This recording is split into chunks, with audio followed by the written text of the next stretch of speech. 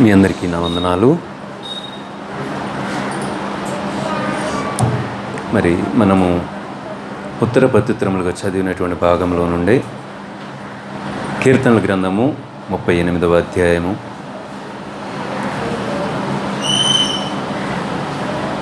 6-7 వచనాలు మనము ధ్యానం చేద్దాం. యెహోవా మహోన్నతుడైనను, ఆయన దీనులను లక్ష్యపెట్టును. ఆయన దూరము నుండి గర్విష్ఠులను బాగుగా ఎరుగును. నేను ఆపదలలో చిక్కుబడి ఉన్నను, నీవు నన్ను బ్రతికించదవు. నా శత్రువుల కోపము నుండి నన్ను రక్షించుటకై నీవు నీ చేయి చాపెదవు, నీ కుడి చేయి నన్ను రక్షించును. చాలు. ప్రియమైన దేవుని బిడ్డలారా, మరి దేవుడు ఎంతో గొప్పవాడు, ఆయన ఎంతో శక్తివంతుడు. మనకి యెషయా గ్రంథంలో ఉంటుంది దేవుడు ఎంత గొప్పవాడో. ఆయనకు అనేకమైన నామములు ఉన్నాయి. దేవుడు కూడా అన్ని నామముల కంటే పైనామముగా ఆయన నామాన్ని హెచ్చించినాడు. యేసుక్రీస్తు ప్రభువుని గురించి, అలాగే మరి దేవుని గురించి అనేకమైనటువంటి విషయాలు మనము పరిశుద్ధ గ్రంథంలో చూస్తాం. మరి ఆయన ఆశ్చర్యకరుడు, ఆలోచనకర్త, బలవంతుడగు దేవుడు, నిత్యుడగు తండ్రి, సమాధానకర్తయగు అధిపతి. ఈరోజు సండే స్కూల్ పిల్లలు కూడా ఈ వాక్యాన్ని మెమరీ వర్స్ చెప్పారు. సిమియోన్ చెప్తావా? సరే, చెప్తాడా? ఆయన ఆశ్చర్యకరుడు, ఆలోచన. సరే, మరి దేవుని యొక్క నామము, దేవుని యొక్క ఘనమైనటువంటి నామము ఎంత గొప్పది. ఆ పేరు మాత్రమే కాదు, మనము కూడా కొన్నిసార్లు ఏంటంటే మనకి పేర్లు ఉంటాయి. అయితే ఆ పేర్లను బట్టి మనము మరి ఆ పేరన్న గుర్తుంచుకొని మనము ఆ పేరును బట్టి ఆ పేరును నిలబెట్టుకుంటూ మనము జీవిస్తే అది కూడా మనకి మంచిది అనమాట. ఆనంద్ అని పేరు పెట్టుకుని ఎప్పుడు నీరసంగా మొహం పెట్టుకుని ఉంటే ఆ పేరుకి ఆ వ్యక్తికి అసలు ఏమీ సంబంధం ఉండదు. అలాగూ ఏంటంటే మార్తమ్మ నీ మాదిరి ఎంత ఉందంటే ఒక మాదిరిగా ఉందంట. ఏముందంట? ఒక మాదిరిగా ఉందండి అందంట పాస్టర్ గారు. మార్తమ్మ అంటే బైబిల్లో మరియా మార్తలు ఎలాగూ ఉన్నారు, మరి ఆ పేర్లు పెట్టుకున్నటువంటి వారు అలాగూ వారి జీవితాన్ని జ్ఞాపకం చేసుకుని అలాగూ జీవిస్తూ ఉంటే మరి ఎంతైనా కొంతైనా కానీ ఆ మార్పు అనేటువంటిది మనకి కలుగుతుందనమాట. కాబట్టి దేవుని పేర్లు, అనేకమైన పేర్లు పరిశుద్ధ గ్రంథంలో ఉంటాయి. కానీ మరి ఆయన ఆ పేర్లన్నిటికీ తగినవాడిగా ఆయన ఉంటాడన్నమాట. ఆ పేర్లన్నిటికీ కూడా తగినవాడిగా ఆ జీవితం అనేటువంటిది, ఆయన శక్తి అనేటువంటిది, ఆయన పరిశుద్ధత అనేటువంటిది, నీతి అనేటువంటిది అన్నీ కూడా ఆయన కలిగిన వాడిగా ఉంటాడు. అందుకే దేవుడు మరి తన బిడ్డలైన వారిని కూడా ఎలా ఉండమంటున్నాడంటే, మీరు మనుషులు కాబట్టి మీలాగానే ఉండండి, మీకు ఇష్టం వచ్చినట్టుగా ఉండండి, మీకు ఎలా ఉండాలనిపిస్తే అలాగూ ఉండండి అనడంలో దేవుడు ఏమంటున్నాడు? మీరు నన్ను పోలి మీరు నడుచుకోండి, నేను పరిశుద్ధుడనై ఉన్నట్లుగా మీరు కూడా పరిశుద్ధంగా ఉండండి ఇలా అంటున్నాడు. కాబట్టి మనము ఏదో మనుషులం కాబట్టి మీరు మనుషులు కాబట్టి మీకు ఎలా చేతనైతే అలా ఉండండి అంటలేదు దేవుడు.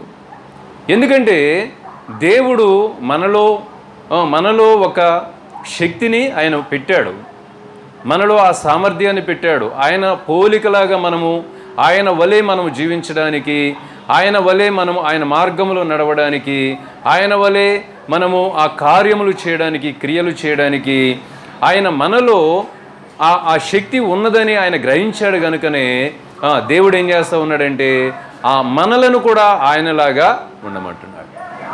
కాబట్టి మనము ఆ యొక్క సత్యాన్ని మనము గ్రహించాలి. ఆ యొక్క కాన్ఫిడెన్స్ అనేటువంటిది మనము కలిగిన వారిగా మనం ఉన్నప్పుడు మనం అన్ని పరిస్థితులలో కూడా అలాగూ వాక్యానుసారంగా జీవించడానికి ఎంతో అవకాశం అనేది ఉంటుందన్నమాట. గత వారం మనం ఏం చెప్పుకున్నామంటే మనము అనేక మంది దేని మీద లక్ష్యం ఉంచారు అనేది దేవుడు తన మీద మనం అందరం కూడా లక్ష్యం ఉంచి ఆయన ఏది చెప్పినాడో మరి ఏమి చేయమన్నాడో అవన్నీ కూడా మనము మరి తెలుసుకుని దాని ప్రకారంగా మనం నడుచుకోవాలని మన దేవుడు చెప్తూ ఉన్నాడు. కానీ అనేక మంది ఆ దినాలలో మనుషులను చూసినట్లుగా లేకపోతే వస్తువులను చూసినట్లుగా అనేకమైన వాటిని లోకం వైపు చూసినట్లుగా మనం చూస్తాం. ఆ యొక్క ఆదికాండంలో మనం చూస్తాం లోతు భార్య. మరి దేవుడు వారిని రక్షించాలనుకున్నాడు, కానీ ఆ లోతు భార్య ఏం చేస్తుందట, వెనక్కి తిరిగి చూస్తుంది. అలాగూ దేవుడు అనేక మంది, సంసోను ఉన్నాడు, సంసోన్ని ఒక నాయకుడుగా దేవుడు ఇశ్రాయేలు ప్రజల మీద ఒక నాయకుడిగా దేవుడు పెట్టాడు. కానీ అతడు దేవుని యొక్క ఉద్దేశాన్ని మర్చిపోయి లోకము తట్టు చూశాడు. లోకము తట్టు చూడడం వలన ఏమైందంటే ఆ యొక్క తన యొక్క జీవితము సగములోనే ముగిసిపోయినట్లుగా మనం చూస్తున్నాం. ఇలాగూ అనేక మంది దేవుని యొక్క ప్రణాళిక ఒక్కొక్క వ్యక్తి పట్ల అది చిన్నదైనా పెద్దదైనా కానీ అది ఎంతో ప్రత్యేకమైనటువంటిది అనమాట. దేవుడు మన పట్ల ఆయన కలిగిన ఉద్దేశాలు అవి ఎంతో గొప్పవి. కాబట్టి మనము ఎల్లప్పుడూ కూడా మరి మనకు దేవుడిచ్చినటువంటి దానిని బట్టి మనము ఎల్లప్పుడూ దేవుని నామాన్ని మహింపరచడానికి మనము ప్రయత్నించాలి. పౌలు అంటాడు, నేను ఏ స్థితిలో ఉన్నానో ఆ స్థితిలో దేవునిని మహిమపరుస్తానంటాడు.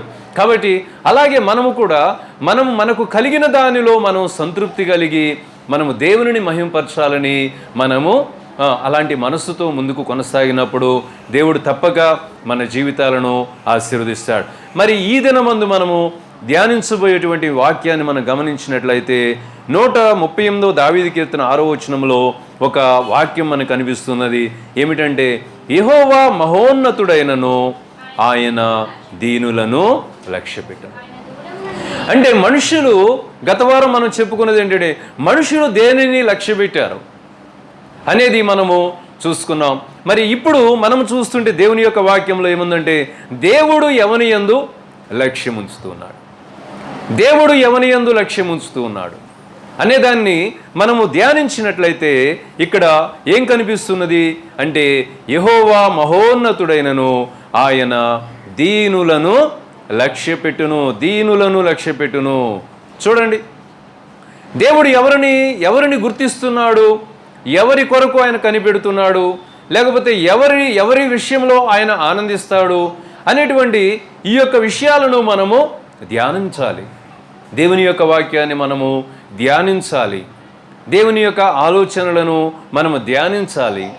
అప్పుడే మనము దేవుని యొక్క చిత్త ప్రకారముగా మనము జీవించడానికి మనకి అవకాశం అనేది ఉంటుంది. కాబట్టి ఇక్కడ మరి భక్తుడు గుర్తించినాడు. ఇది ఎవరు రాశారు కీర్తన చూడండి, దావీదు కీర్తన అని చెప్పి పైన వ్రాయబడి ఉంది.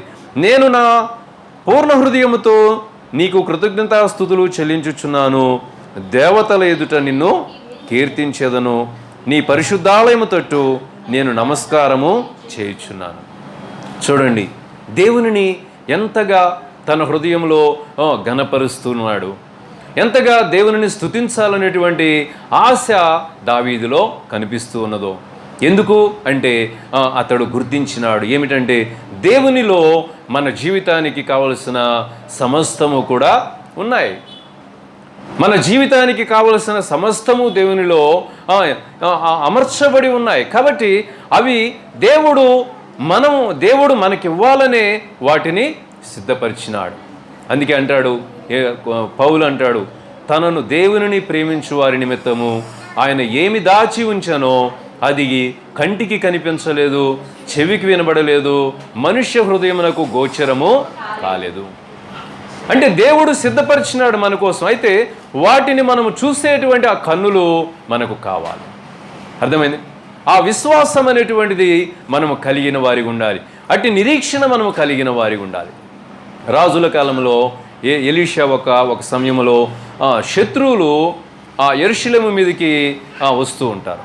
యెరూషలేము మీదకి వస్తున్నప్పుడు మరి తన దగ్గర ఉన్నటువంటి ఒక దాసుడు, ఒక శిష్యుడు, అతడు వారిని చూసి భయపడతాడనమాట. భయపడి, ఇదిగో మన మీదకి శత్రువులు వచ్చేస్తున్నారు అని చెప్పి అంటూ ఉంటాడు.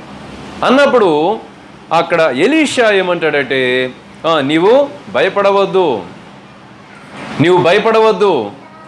దేవుడు మన పక్షముగా ఉన్నాడు, దేవుడు మనకు తోడుగా ఉన్నాడు అని ఆ విశ్వాసము ఎలీషాలో ఉన్నది కనుక ప్రార్థన చేస్తాడు. ప్రభువా, ఈ యొక్క దాసుని యొక్క కన్నులు నీవు తెరువుము అని చెప్పి ప్రార్థన చేస్తున్నప్పుడు ఆ దాసుడు అప్పుడు ఇప్పుడు చూడు ఏం కనిపిస్తుందంటే, ఇదిగో మన చుట్టూ కూడా అగ్నిరథములు కనిపిస్తున్నాయి. అంటే దేవదూతల యొక్క కాపుదల అనేటువంటిది దేవుడు ఆ యొక్క పట్టణము చుట్టూ కూడా ఉంచాడు. చూడండి ఎంత ఆశ్చర్యం. మొదట అతడు దానిని చూడలేదు. ఎవరిని చూశాడు? ఆ శత్రువులు కనిపిస్తున్నారు, కానీ ఆ దేవుని యొక్క కాపుదల అనేటువంటిది, దేవుని యొక్క రక్షణ వలయం అనేటువంటిది అతనికి కనిపించలేదు. మనము కూడా చాలాసార్లు ఏంటంటే లోకాన్ని చూస్తాము, కానీ లోకంలో మనకు ఎదురుగా ఉన్న పరిస్థితులను మనం చూస్తాం, కానీ ఆ దేవుడు మన పక్షముగా అనేకమైన అద్భుత కార్యములు చేయగలడు, ఆశ్చర్య కార్యములు చేయగలడు అనేటువంటి ఆ విషయాన్ని మనము గుర్తించలేము. దేవుడు ఎంత ఆశ్చర్యకరుడు. మరి అతడి కన్నులు తెరవబడినప్పుడు అతడు దేవునిని మహింపరిచినాడు. ప్రియమైన దేవుని బిడ్డలారా, అలాగే ఇక్కడ మనం గమనించినట్లయితే దేవుడు ఎంతో మహోన్నతుడు. మనకి ఇంకా మనం మొదటి సమూయేలు గ్రంథం చూడండి, 2వ అధ్యాయము 7వ వచనములో దేవుడు ఎవరి ఎడల ఆయన కనికరమును కలిగిన వాడు ఉన్నాడు, ఆయన ఎలాంటి ఆశ్చర్య కార్యములు చేయగలిగినటువంటి దేవుడై ఉన్నాడో మనము మొదటి సమూయేలు గ్రంథము 2వ అధ్యాయం 7వ వచనములో ఎవరైనా తీస్తే చదవండి. యెహోవా ఐశ్వర్యము కలుగజేయవాడు,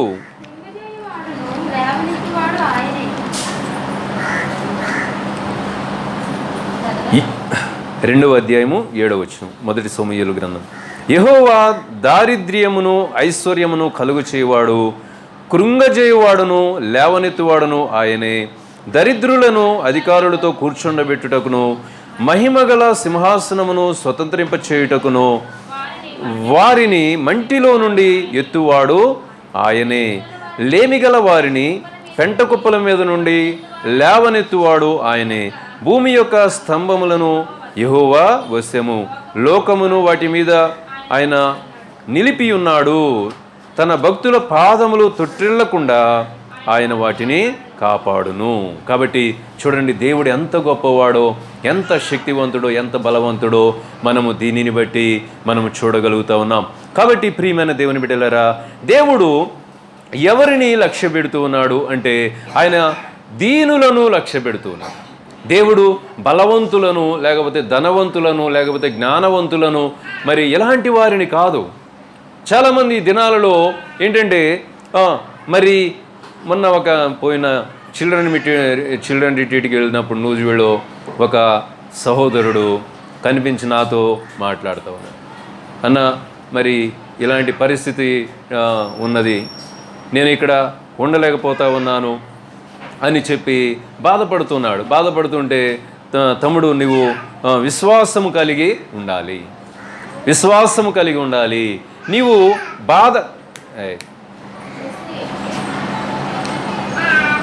కూర్చోబెట్టు, గ్లాడ్.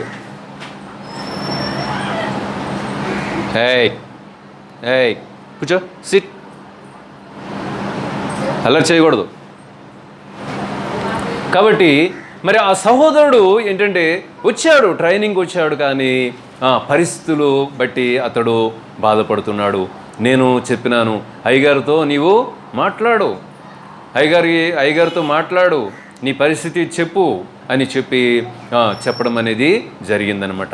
అంటే ఇక్కడ గమనించినట్లయితే మనము అనేక సందర్భాలలో మనకు ఎదురవుతున్నటువంటి పరిస్థితులలో మనము ఏం చేస్తూ ఉంటామంటే బలహీనమైనటువంటి ఆలోచనలు కలిగిన వారమై ఉంటాం. కానీ దేవుడు ఇక్కడ గమనించినట్లయితే ఆయన దీనులను లక్ష్య పెట్టువాడు అని చెప్పి దేవుడు మాట్లాడుతూ ఉన్నాడు. అతను చెప్పింది ఏంటంటే, నాకు పాటలు పాడడం రావట్లేదు, నాకు వాక్యం చెప్పడం రావడం లేదు, లేకపోతే నేను అందరి ముందు ప్రార్థన చేయలేకపోతా ఉన్నాను అని చెప్పి మాట్లాడుతూ ఉన్నాడు. కాబట్టి అవి దేవునికి అవసరం లేదు. నీవు పాటలు పాడగలవా, పాటలు పాడలేవా, లేకపోతే వాక్యం చెప్పగలవా, వాక్యం చెప్పలేవా, లేకపోతే ఇలాంటి భౌతికమైనటువంటి ఆ విషయాలు అనేటువంటివి దేవునికి అవసరం లేదయా. నీవు ఏమి చేయగలవో, దేవుని కొరకు నీవు ఏమి చేయగలవో అది చేస్తూ దేవుని నామాన్ని మహిమపరచు అని చెప్పినానమాట. అది లేదు అని నీవు బాధపడు కంటే దానిని నాకు ఇవ్వు ప్రభువా అని ప్రార్థన చేయటం అనేటువంటిది అది ఎంతో మంచిది. నీవు ప్రార్థన చేస్తే దేవుడు నీకు సహాయం చేస్తాడు. నేను ట్రైనింగ్కి వెళ్ళిన కొత్తలో వాళ్ళు కాంగో ప్లే చేసేవాళ్ళు, అన్నయ్య వాళ్ళు, సంసోన్ అన్నని, దావీద్ అన్నని, ఇంకో సురేష్ బ్రదర్ అని, ఇలాంటి వాళ్ళు చక్కగా ఎంతో, అప్పుడు కీబోర్డులు ఇలాంటివి ఏమి లేవు. ఒక్క ఆ కాంగో మీద, ఆ డోలక్ దాని మీద చక్కగా పాటలు పాడేవాళ్ళు, ఎంతో ఉజ్జీవంగా ఉండేవి, ఎంతో మాధుర్యముగా వినసొంపుగా ఉండేవి. మరి అలాగూ ప్లే చేస్తున్నప్పుడు నాకు కూడా కాంగో నేర్చుకోవాలని, ప్లే చేయాలని అనిపించేది. అప్పుడు నేనేం చేసేవాడినంటే వాళ్ళు కొట్టే ఆ సౌండ్లు గుర్తుంచుకునేవాడిని. సౌండ్ అనమాట, కొట్టినప్పుడు సౌండ్ గుర్తుంచుకుని అలాగూ ఏం చేస్తుండే, అక్కడ ఒక కరెంట్ మీటర్ బోర్డు, దానికి ఏంటంటే ఒక గూడ్లాగా కట్టారన్నమాట. అక్కడ నాపరాయి నా హైట్లో ఉండేది. ఆ నాపరాయి ఇలా వాలుగా ఉండేది. నేనేం చేసేవాడిని అంటే ఖాళీ దొరికినప్పుడల్లా ఆ నాపరాయి మీద పాట పాడుకుంటా కొట్టుకునేవాడిని, పాట పాడుకుంటూ కొట్టేవాడిని. బెంచి కనబడితే బెంచ్ మీద కొట్టేవాడిని, గోడ కనబడితే గోడ మీద కొట్టేవాడిని, ఏది కనబడితే అక్కడ అలాగూ చేతులు పాట పాడుతూ ఆడిస్తూ ఉండేవాడిని. అలాగూ కొన్ని పాటలకు అలాగూ ఆ కాంగో ప్లే చేయడం అనేది వచ్చిందనమాట. ప్రియమైన దేవుని బిడ్డలారా, ఆ విషయాన్ని అతను చెప్పాను, నాకు ఏమీ చేతగావడం లేదు అంటున్నావు, కానీ అది ఆ మనసు అనేటువంటిది మనలోనికి రాకూడదు. మరి దేవుడు చెప్పాడు కదా, ఏం చెప్పాడు? నమ్ముట నీ వలనైతే నమ్మువానికి సమస్తము సాధ్యమే. దేవుని యందు విశ్వాసం ఉంచితే, మనము నేర్చుకోవాలని ఆశ అనేటువంటిది మనలో ఉంచితే అది మనకు సాధ్యమే. అయితే మనకు లేని దానిని బట్టి మనం ఎప్పుడు కూడా బాధపడకూడదు, చింతపడకూడదు. మనము ఏది చేయగలమో అది హృదయపూర్వకముగా మనము చేయటం అనేటువంటిది మనకు అది ఎంతో ఎంతో మేలు అనమాట. యేసుక్రీస్తు ప్రభు కూడా కొరింథీ పత్రికలో పౌలు కూడా కొంతమంది పేర్లను ఆయన మెన్షన్ చేస్తున్నాడు. మరి 1 కొరింథీ పత్రిక 1 అధ్యాయంలోనో 2వ అధ్యాయంలోనో ఉంటుంది. ఒకసారి చూడండి. 1 కొరింథీ పత్రిక 1 అధ్యాయము 26వ వచనంలో నుండి మనం గమనించినట్లయితే, సహోదరులారా, మిమ్మును పిలిచిన పిలుపును చూడుడి. మీలో లోకరీతిని జ్ఞానులైనను ఘనులైనను గొప్ప వంశముల వారైనను అనేకులు పిలువబడలేదు, కానీ ఏ శరీరియు దేవుని ఎదుట అతిశయించకుండునట్లు జ్ఞానులను సిగ్గుపరచుటకు లోకములో నుండు వెర్రివారిని దేవుడు ఏర్పరచుకుని ఉన్నాడు. బలవంతులైన వారిని సిగ్గుపరచుటకు లోకములో బలహీనులైన వారిని దేవుడు ఏర్పరచుకుని ఉన్నాడు. ఎన్నికైన వారిని వ్యర్థము చేయుటకు లోకములో నీచులైన వారిని, తృణీకరింపబడిన వారిని, ఎన్నిక లేని వారిని దేవుడు ఏర్పరచుకుని ఉన్నాడు. అయితే ఆయన మూలముగా మీరు క్రీస్తు యేసునందున్నారు.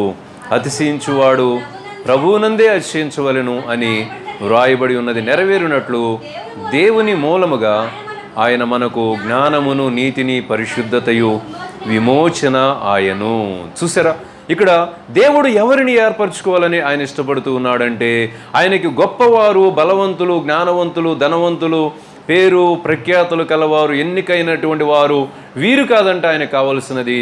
ఎవరికి కావాలంటే ఆయనకు కావలసినది ఎవరంటే దీనులైన వారు కావాలి, దీనులైనటువంటి వారు కావాలి.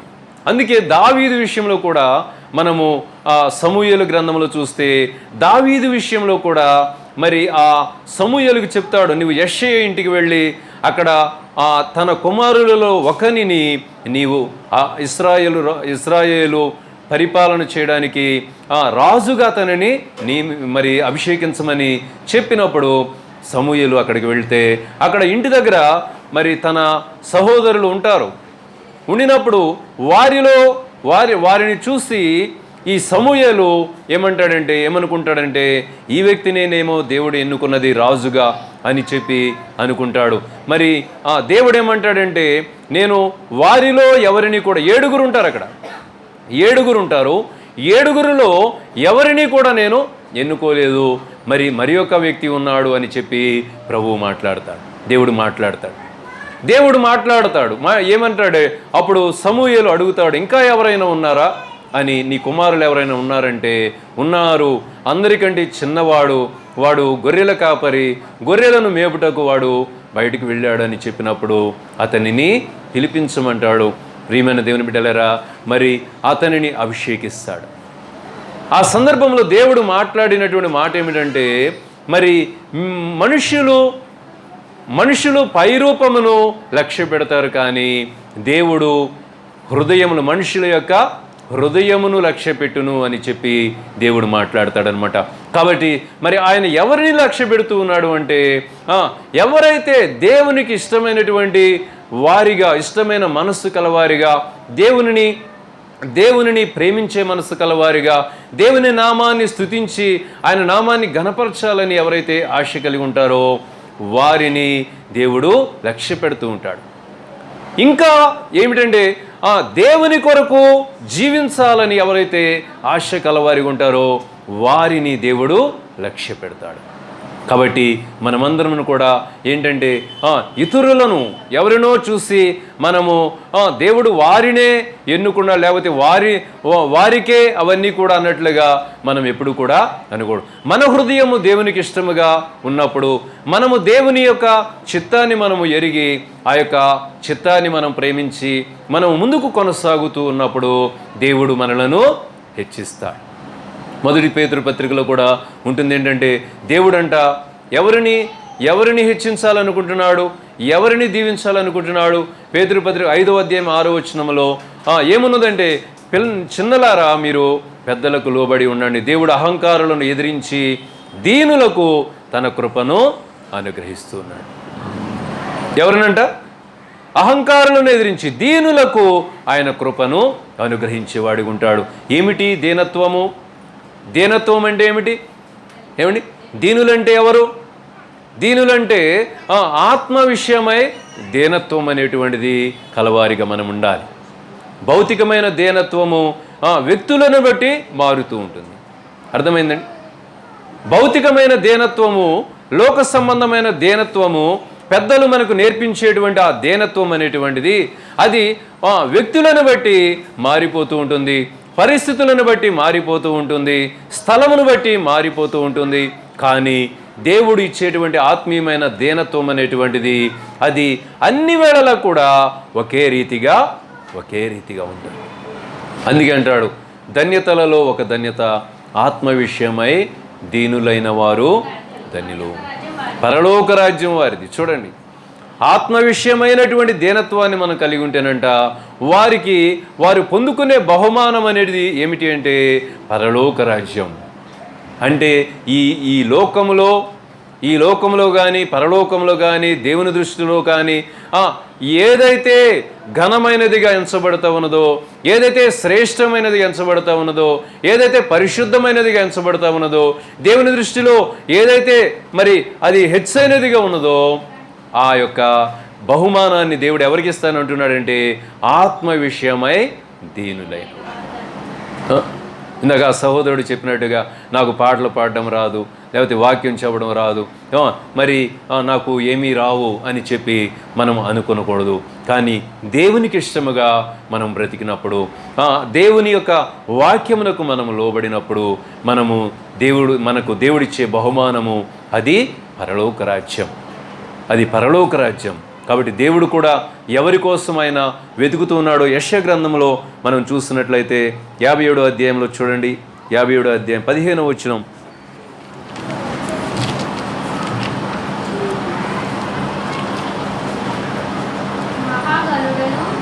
మహాగణుడును మహోన్నతుడును పరిశుద్ధుడును నిత్య నివాసి అయిన ఇలాగు సెలవిచ్చుచున్నాడు, నేను మహోన్నతమైన పరిశుద్ధ స్థలములలో నివసించువాడను, అయినను వినయము గలవారి యొద్దను ప్రాణమును ఉజ్జీవింపచేయుటకును, నలిగిన వారి ప్రాణమును ఉజ్జీవింపచేయుటకును, వినయము గలవారి యొద్దను దేన మనసు గలవారి యొద్దను నివసించుచున్నాను.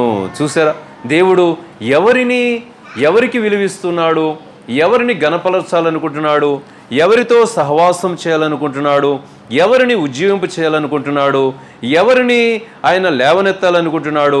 ఇలాగూ మనం చూస్తే వినయము గలవారి యొద్దను దేన మనస్సు కలవారు. ఆయన సామాన్యమైన వ్యక్తి కాదు, సామాన్యమైనటువంటి వాడు కాదు. ఆయన మహాదేవుడును, మహోన్నతుడును, మహోన్నతమైన స్థలములలో నివసించువాడు, పరిశుద్ధమైన స్థలములలో నివసించువాడు. అయినప్పటికీ కూడా ఆయన కంటే ఎవరిష్టులు? వినయము గలవారు, దేన మనస్సు కలవారు. కాబట్టి మనము దేవునికి ఇష్టలుగా ఉండాలంటే మనము వినయము గలవారిగా, దేన మనస్సు గలవారిగా ఉన్నప్పుడు మనము దేవునికి ఇష్టలుగా ఉండగలుగుతాం. ఇంకొక చోట కూడా 61వ దావీదు కీర్తనలో 1వ వచనంలో కూడా మాట్లాడుతున్నాడు. ప్రభువు యెహోవా ఆత్మ నా మీదకి వచ్చి ఉన్నది. యెషయా గ్రంథం 61:1 వచ్చి ఉన్నది, దీనులకు సువర్తమానము ప్రకటించుటకును యెహోవా నన్ను అభిషేకించు. చూసారా, నలిగిన హృదయము గలవారిని దృఢపరచుటకును, చెరలోనున్న వారిని విడుదలను, బంధింపబడి వారికి విముక్తిని ప్రకటించుటకును హితవత్సరము. చాలు. అంటే దేవుడు కూడా ఎవరికి సువార్త ప్రకటించాలనుకుంటున్నాడు అంటే ఆయన దీనులకు సువార్త. చాలామంది ఏమనుకుంటారంటే అబ్రహామునే దేవుడు ఎందుకు ఎన్నుకోవాలా, మోషేనే దేవుడు ఎందుకు ఎన్నుకోవాలా, ఎలాగూ అనేక మంది అనుకుంటారు. కానీ దాని వెనుకున్నటువంటి ఆ యొక్క దేవుని యొక్క ప్రణాళిక, దేవుని యొక్క ఉద్దేశం ఏంటంటే ఇక్కడ మనం గమనించినట్లయితే ఆయన వారిలో ఏం చూస్తున్నాడంటే దేనత్వాన్ని చూశాడు. మోషే గురించి కూడా సాక్ష్యం ఇచ్చాడు దేవుడే. మోషే సాత్వికుడు. మోషే మనుషులందరిలో కూడా సాత్వికుడు. అలాగే అబ్రహాము కూడా మరి దేవుని యొక్క మాటలకు ఆయన లోబడి జీవించినట్లుగా మనము చూస్తామన్నమాట. కాబట్టి దేవుడు వారిని ఎన్నుకున్నాడు, కానీ వారేదో గొప్పవారనో, ధనవంతులనో, లేకపోతే అందంగా ఉన్నవారనో, రాజకుమారులనో దేవుడు వారిని ఎన్నుకోలేదు. దేవుడు వారిని ఎందుకు ఎన్నుకున్నాడంటే వారు దేవుని యొక్క స్వరము వినగానే వారంట ఆ మాటకు లోబడినారు. మాట వినేటువంటి ఆ యొక్క స్వభావం అనేది వారిలో దేవుడు చూశాడు గనక, ఆ దీనత్వం అనేది వారిలో చూశాడు గనక దేవుడు వారిని ఎన్నుకున్నాడు, వారిని వాడుకున్నాడు. ఈ దినమందు మరి నీవు, నేను, మనము ఎవరమైనప్పటికీ కూడా దేవుని మాటకు మనం లోబడినప్పుడు దేవుడు మనతో మాట్లాడతాడు. దీనులకు సువార్తను ప్రకటించుటకు అంటున్నాడు దేవుడు. కాబట్టి మరి దీనులకే ఎందుకు సువార్త ప్రకటిస్తాడంటే ఆయన దీనులు లోబడతారు, దీనులు దేవునిని ప్రేమించేవారిగా ఉంటారు.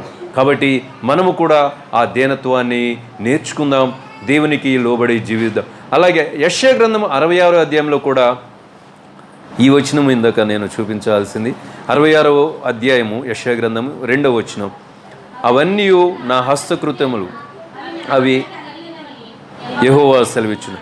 ఎవడు దీనుడై నలిగిన హృదయము గలవాడై నా మాట విని వణకుచుండునో వానినే నేను దృష్టించుచున్నాను. ఎవడు దీనుడై నలిగిన హృదయము కలవాడై నా మాట విని వణకుచుండునో వానినే నేను దృష్టించుచున్నాను. మరికి ఇది ఎంతో కష్టమైనటువంటి పని, మనుషులకి ఇది ఎంతో కష్టమైనటువంటి పని. మనము దేవుని యొక్క మాటకు ఎలాగూ మనము దీనులమై నలిగిన హృదయం కలవారమై దేవుని యొక్క మాట విని మనం ఏం చేయాలట? వణుకుచూ ఉండాలి.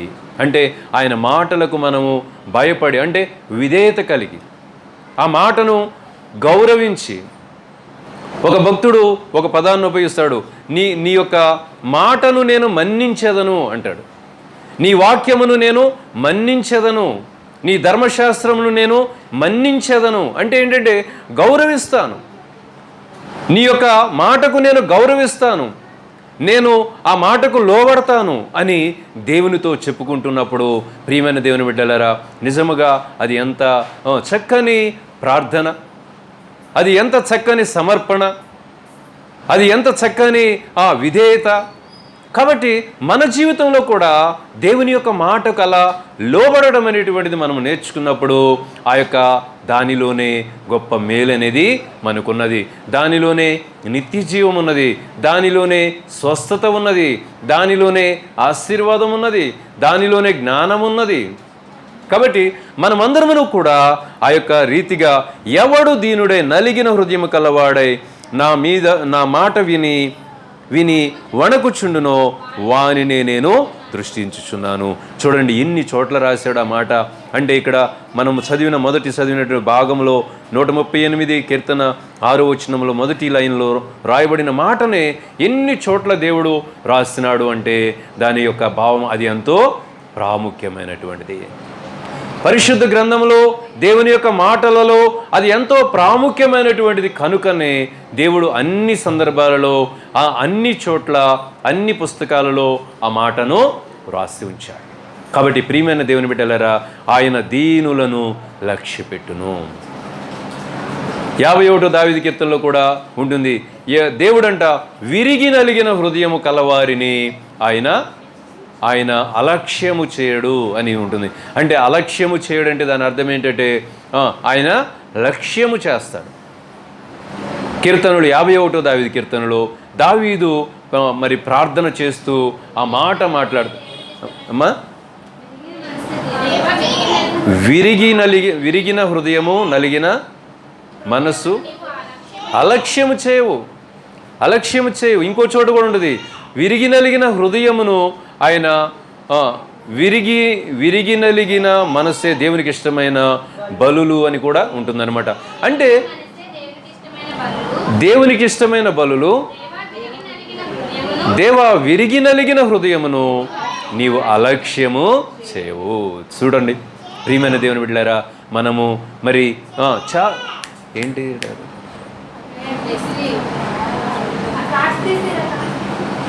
కాబట్టి విరిగి నలిగిన హృదయం దేవునికి కావలసినటువంటిది అది ఒక్కటి మాత్రమే దేవుడు కోరుకుంటూ ఉన్నాడు. ప్రియమైన దేవుని బిడ్డలారా, చూడండి మనము మన జీవితంలో ప్రాముఖ్యమైన వాటిని మనం ఏం చేస్తూ ఉంటామంటే నిర్లక్ష్యము చేస్తున్నాం. ప్రాముఖ్యమైనవి దేవుడికి ఏది ఇష్టమో దానిని వాటిని మనము గుర్తించాలి, వాటిని ఒక చోట రాసుకోవాలి.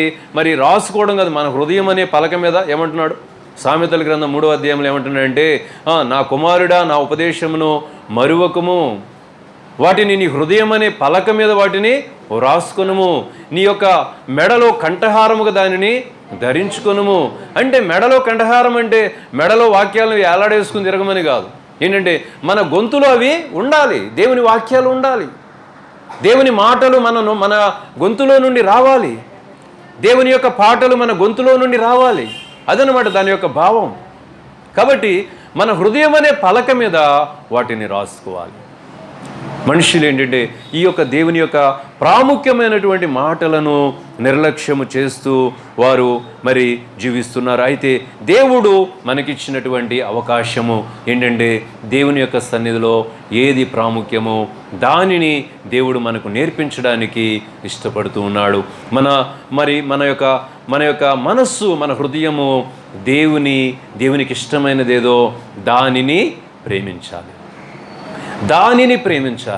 దాని యందు మనస్సు కలిగిన వారిగా మనం ఉండాలి. గత రాత్రి కూడా మనం చెప్పుకున్నాం కదా, ఆయన పరలోక విషయంలో ఎవరైతే మనస్సు కలిగిన వారు ఉంటారోనంట వారికి ఆయన ఆ జీవ కిరీటాన్ని, ఆ బహుమానాన్ని ఇస్తానంటున్నాడు. కాబట్టి అలాగూ మనము దేవునికి ఏది ఇష్టమో దానిని మనము గుర్తించి అలాగ చేయాలి. పరిశుద్ధ గ్రంథంలో దేవుడు చాలామందిని ఆయన చూశాడు, చాలామందిని లక్ష్య పెట్టాడు ఆయన. అయితే వారిలో మనం చూస్తే వారిలో ధనవంతులు ఉన్నారు, దానిలో పేదవారు ఉన్నారు, దానిలో అనారోగ్యంతో ఉన్నవారు ఉన్నారు, మరి ఇలాంటి రాజులు ఉన్నారు, చక్రవర్తులు ఉన్నారు, ఇలాంటి వారు ఎంతోమంది ఉన్నారు. దేవుడు ఎందుకు వారి మీద కాన్సన్ట్రేట్ చేశాడు అంటే, ప్రియమైన దేవుని బిడ్డలారా, వారిలో ఏమున్నదంటే దీనత్వము ఉన్నది, దీనత్వం ఉన్నది. మనము జక్కయ్యను చూస్తే మరి అక్కడ ఎంతోమంది ఉన్నారు, కానీ జక్కయ్య మీదే దేవుని దృష్టి ఎందుకు పడింది? జక్కయ్యనే ఎందుకు లక్ష్యం ఉంచాడు అంటే, అతనిలో ఏం చూశాడు దేవుడు అంటే, అతని ఉద్యోగాన్ని కాదు, అతని శరీర పరిస్థితిని కాదు. పొట్టోడు కదా మనకెందుకులే అని చెప్పేసి అనుకోలేదు ఆయన. ఏం చేసినాడు? అతని మీదే తన కనుదృష్టి నిలిచిందంట. అతనినే పిలిచాడు, అతనికి రక్షణ దొరికింది. నయమాను గురించి దేవుడు చెప్తాడు, ఆ కాలంలో ఎంతోమంది కుష్ఠవ్యాధిగ్రస్తులు ఉన్నారు, కానీ నయమాను ఒక్కడే స్వస్థత పొందాడని యేసు ప్రభు చెప్తున్నాడు అనమాట. అంటే చూడండి, నయమాను ఎంత ధన్యుడు. ఆ యొక్క మరి పసిపిల్లవాని కుష్ఠవ్యాధిగ్రస్తుడైనప్పటికీ కూడా దేవుని మాట వినడం వలన అతని దేహము మరి పసిపిల్లవాని దేహం వలె మారిపోయినది. ఇలాగూ దేవుడు ఎంతమందిని ఆ యొక్క బలహీనులైన వారిని, పాపాత్ములైన స్త్రీ అందరూ రాళ్లతో కొట్టి చంపేయాలని చూస్తున్నటువంటి ఆ వ్యక్తి దగ్గరికి ప్రభు వెళ్ళి ఆమెను రక్షించినాడు, ఆమె గురించి సాక్ష్యం ఇస్తున్నాడు. ఇదిగో నీవు విస్తారముగా కన్నీరు కాచావు గనుక నీ విస్తారమైన పాపములు క్షమించబడినవి. నీవు ఈ యొక్క లోకములో నీవు ఒక సాక్ష్యార్థమైనటువంటి వ్యక్తిగా నీవు ఉంటావు.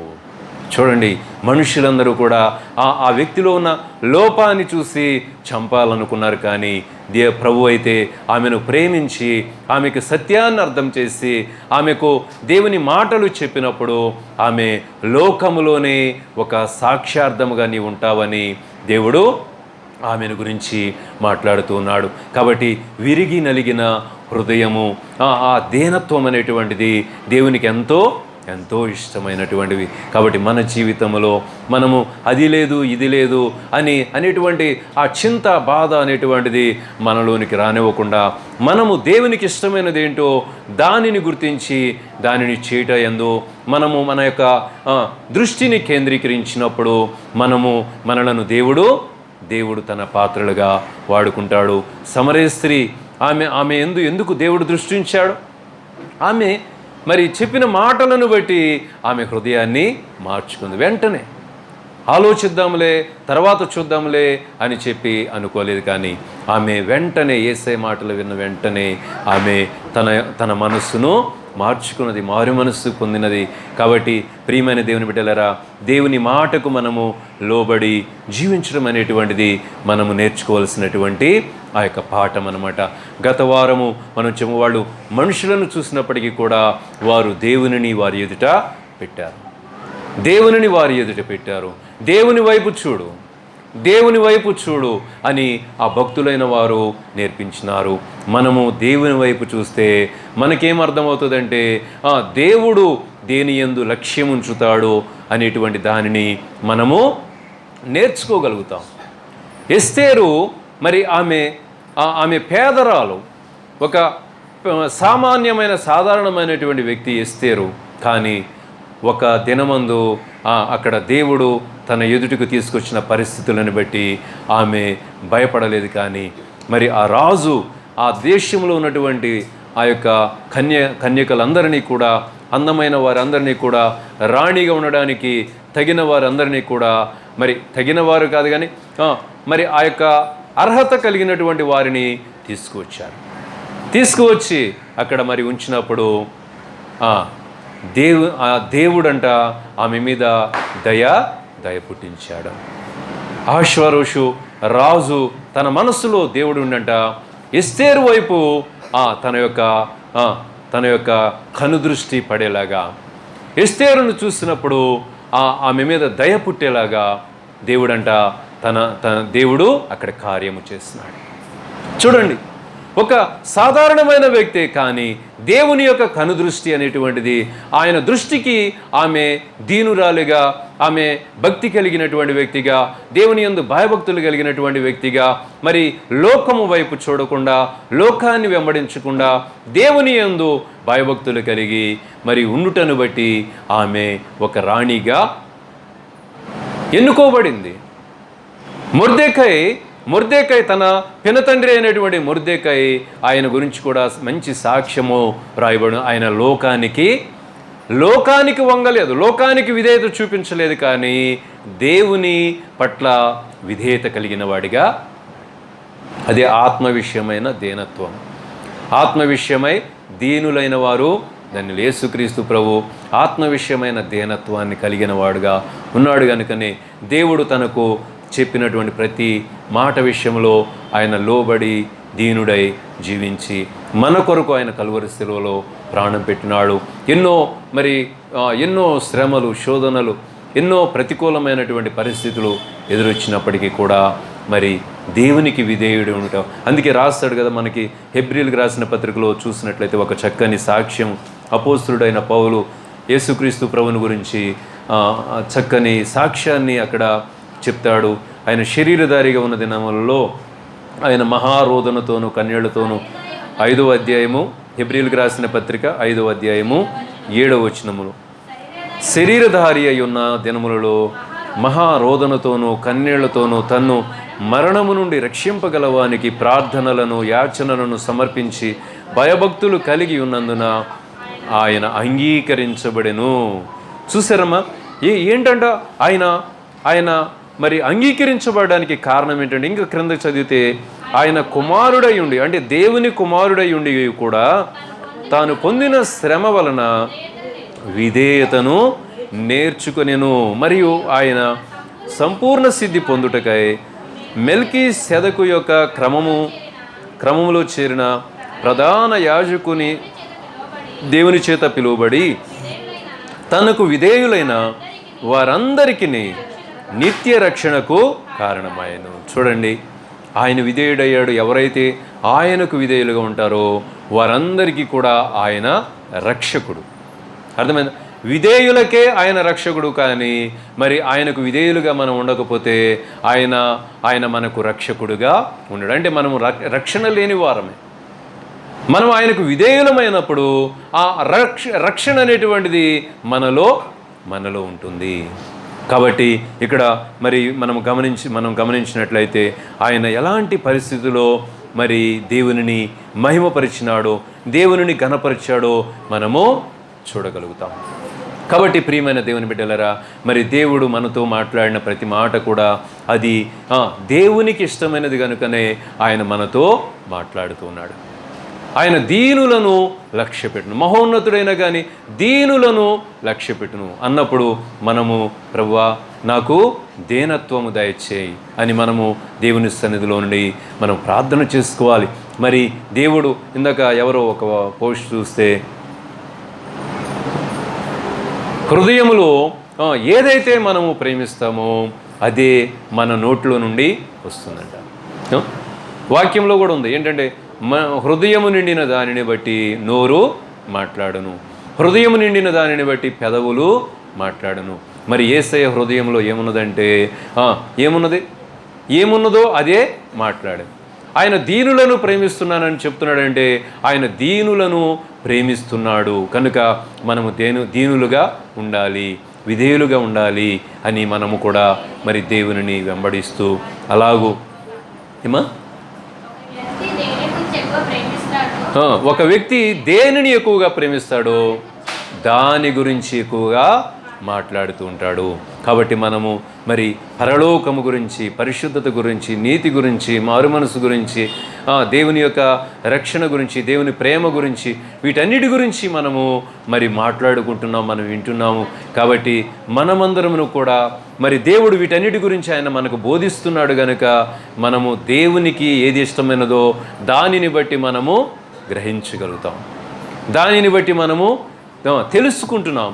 కాబట్టి మనము తెలుసుకుని దానిని ప్రక్కన పెట్టకుండా దానిని మన హృదయంలో భద్రపరుచుకుని దానిని పొందుకునే వరకు కూడా మనము ప్రార్థన చేస్తూ మరి ఆ ప్రతిఫలాలు, ఆ దీవెనలు, ఆ యొక్క ఆశీర్వాదం, ఆ నిత్య జీవాన్ని పొందుకున్నట్లుగా మనమందరం కూడా పట్టుదలతో అంతం వరకు కూడా మనము అలాంటి మనస్సు కలిగి ముందుకు కొనసాగునట్లు దేవుడు మనందరికీ తన కృపను అనుగ్రహించునుగాక. ప్రార్థన చేసుకుందాం.